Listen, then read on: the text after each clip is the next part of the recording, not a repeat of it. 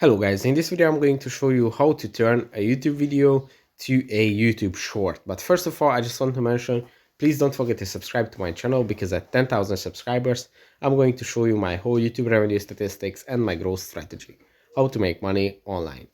So let's jump into it. First, open the YouTube app, then tap on the plus icon in the middle of the screen. And when you upload YouTube videos, you go to upload a video. And when you upload shorts, you just tap on create a short. But if you have a video that is longer than 1 minute, you can still turn it into a short by tapping on it. And as you can see, this video has 1 minute and 32 seconds, but the maximum time amount for YouTube Shorts is 1 minute.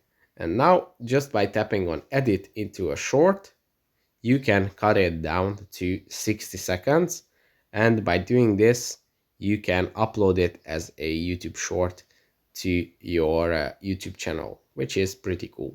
So yeah, that's pretty much it for this video. I hope it was helpful for you. If it was, please consider subscribing and see you in the next one. Bye bye.